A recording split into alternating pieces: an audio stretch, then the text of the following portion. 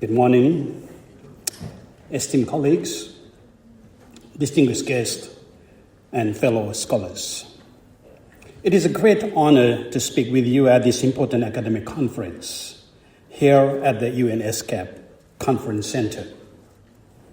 As we gather here in 2025, looking towards a sustainable horizon, transforming ideas into impact beyond 2030, we confront a world rife with unprecedented and deeply interconnected global crises that challenge the very foundation of our current way of life.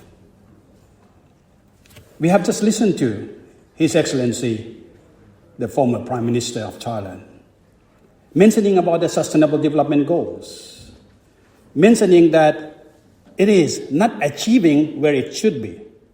It's only 5 years left.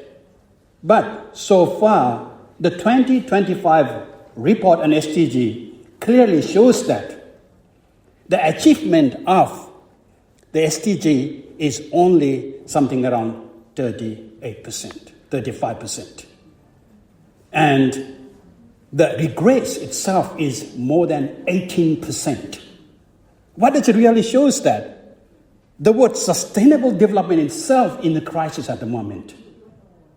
When we are talking about SDG, Sustainable Development Goals, now it questions whether it is sustainable any further or not. The sustainable development itself is not sustaining itself now.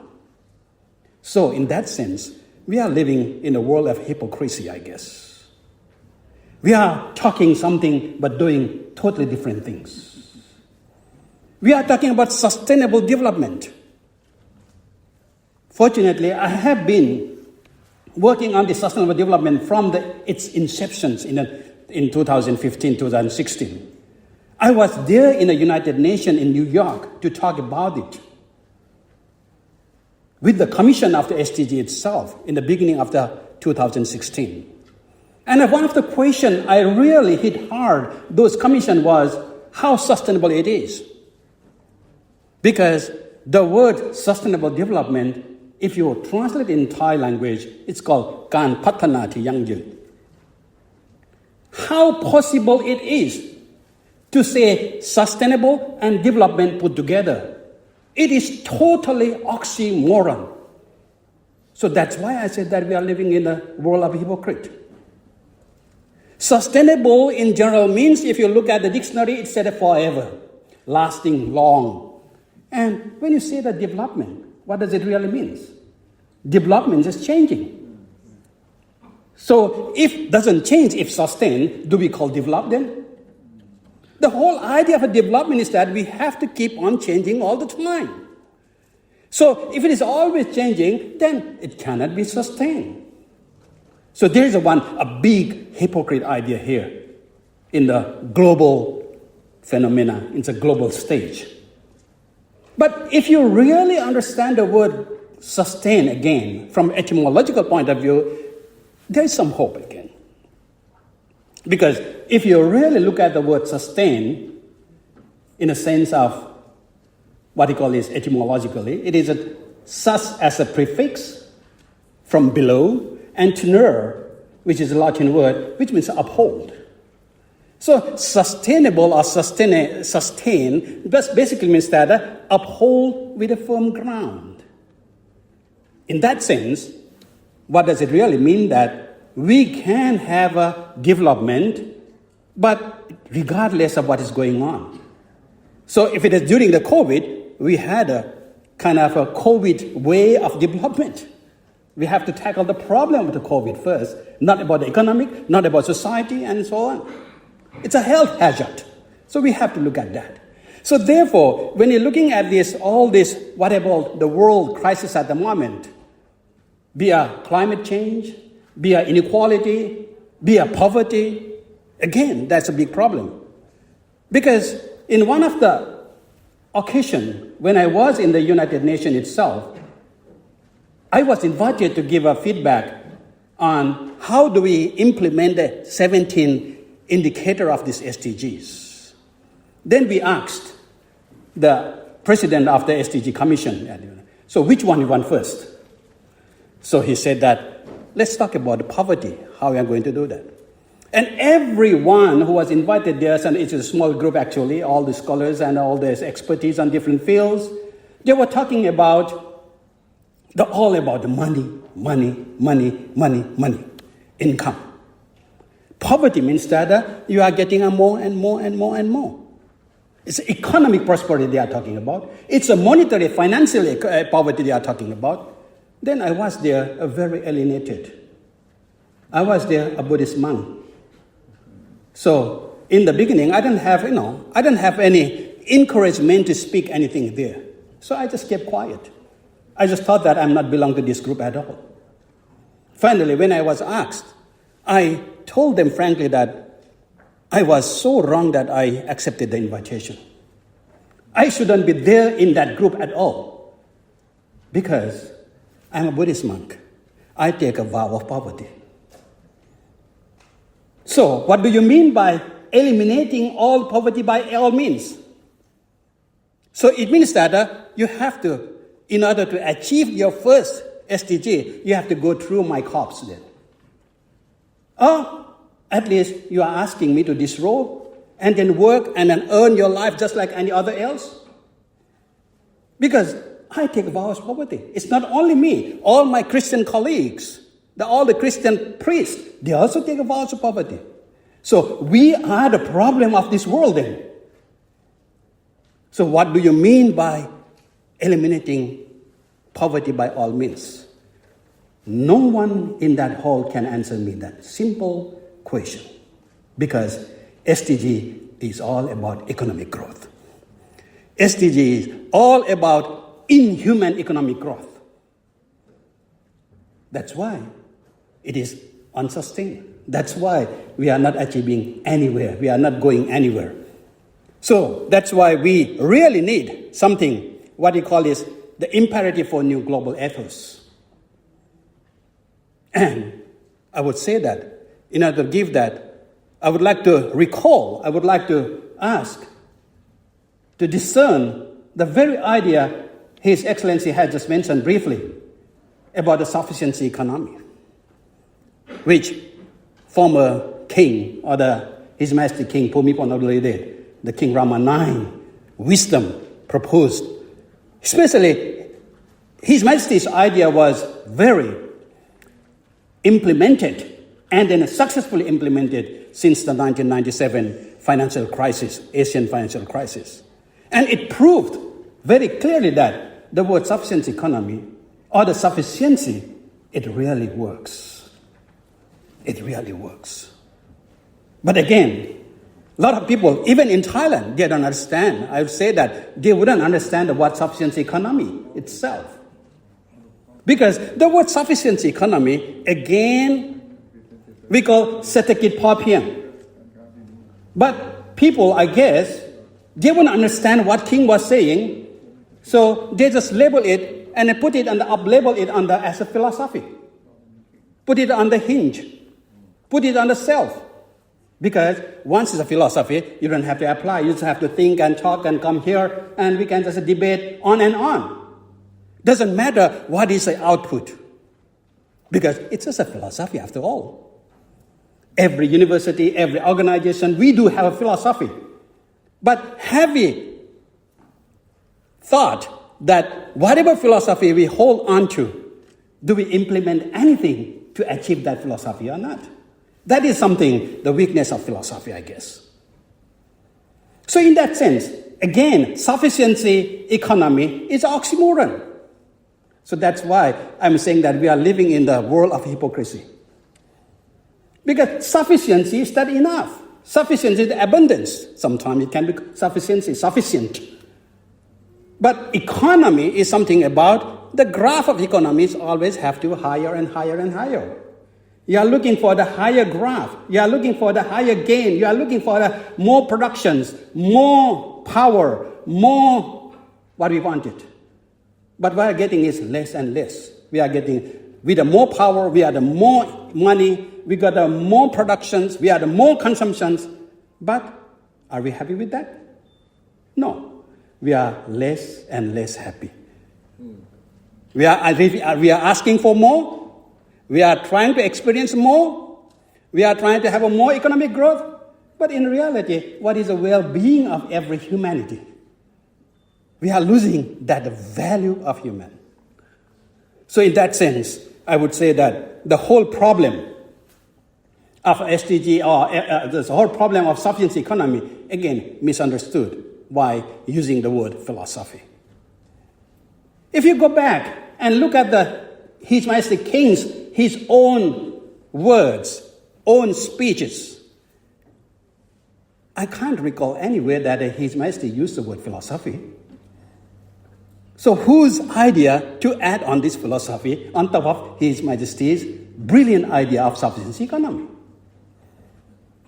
Because the whole idea of sufficiency economy, if you understand from the king's point of view, what he was saying that the SDG itself is not sustainable. SDG itself we can prove that it's working at the moment. So he was presenting some kind of a new way of thinking, changing whole mindset about development.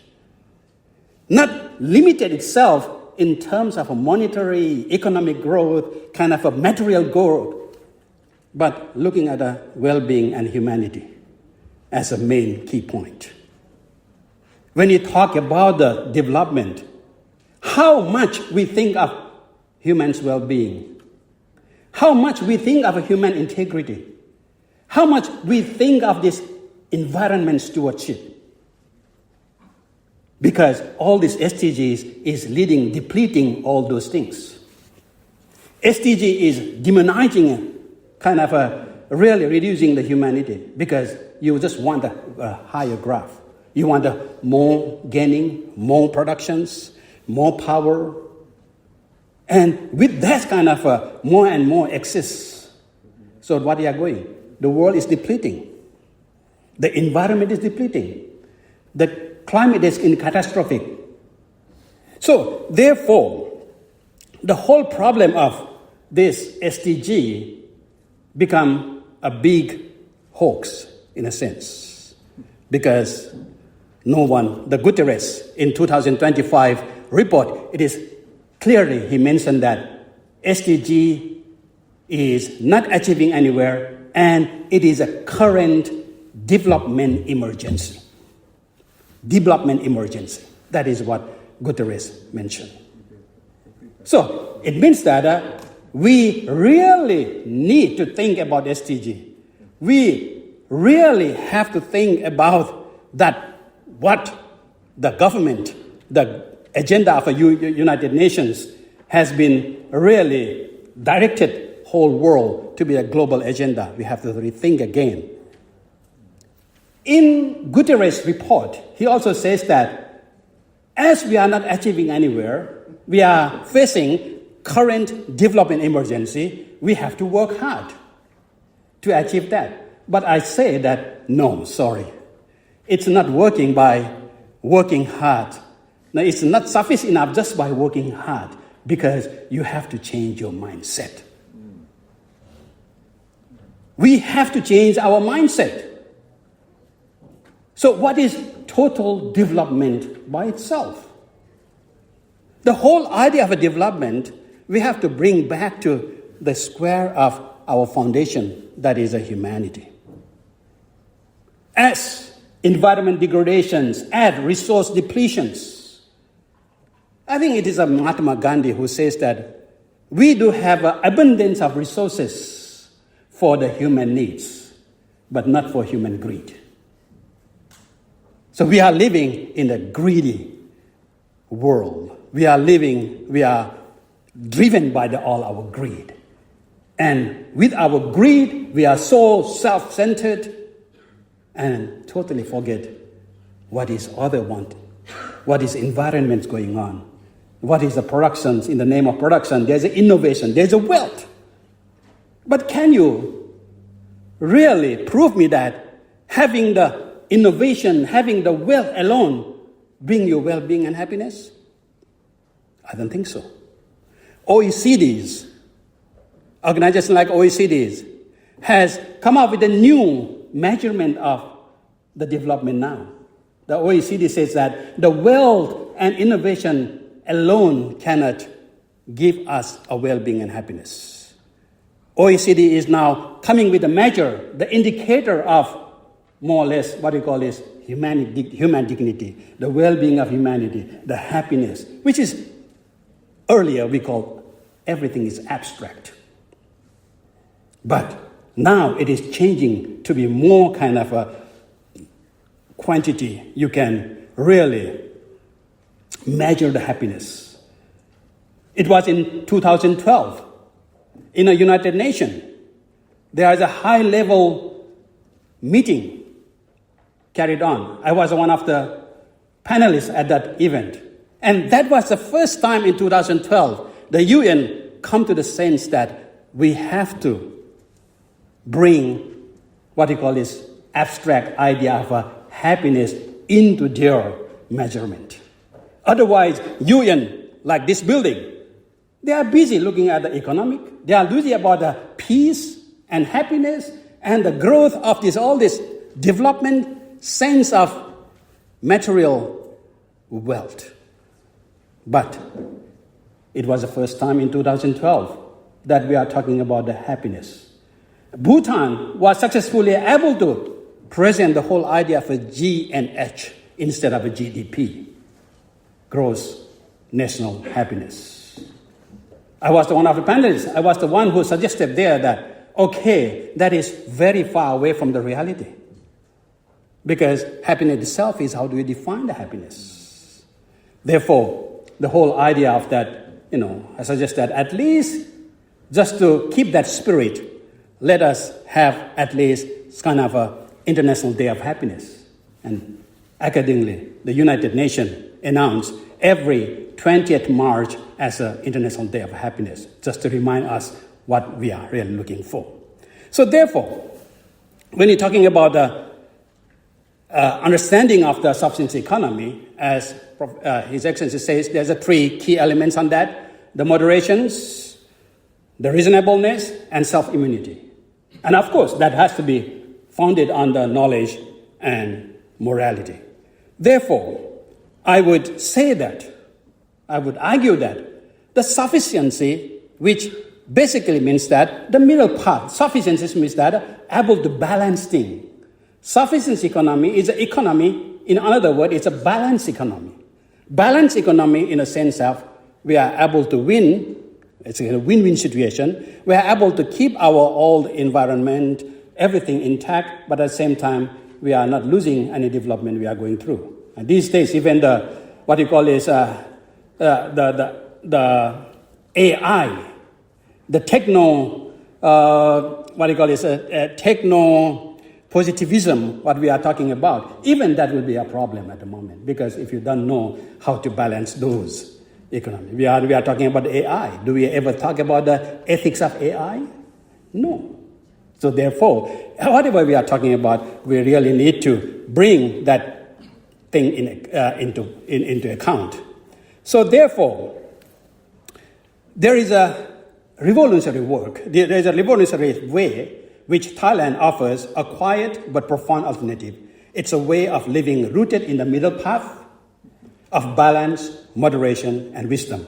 The path of sufficiency that redefines sustainability as mindful prosperity rather than endless growth. As we approach the end of Sustainable Development Goals era in 2030, the world stands in need of a new vision, a post-SDG framework that puts people before profit, balance before excess, and a long-term well-being before short-term gain. The world's complex crises compel us to rethink development's meaning, grounding it in balance and shared humanity. The sufficiency economy stands as a holistic, ethical, and resilient framework deeply rooted in timeless wisdom and proven practice. By embedding sufficiency economy principle into global governance, policy, and grassroots action, we can transition from fragmented efforts to systematic transformation, aligning people, planet, and purpose for a just and sustainable future. This is not just Thailand's path. It offers a globally adaptable vision for a just and resilient future. Therefore, sufficiency is not a sacrifice, but a strategy. Not a minimalism, but a mindfulness. And not a regression, but a radically future-facing approach. It offers an alternative sustainability narrative, one founded on ethics, community, and the principle of having enough, instead of endless growth and control. Let us embrace this sufficiency revolution, a middle path beyond 2030, working together towards a balanced, flourishing, and truly sustainable world for all. Thank you.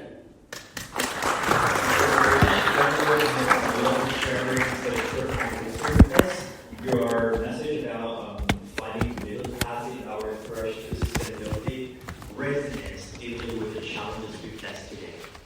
At this time, we would like to invite Dr. Tan Ek Chu, co-chairs of Sustainable Committee, Singapore University of Social Science, to the stage to present the token of appreciation.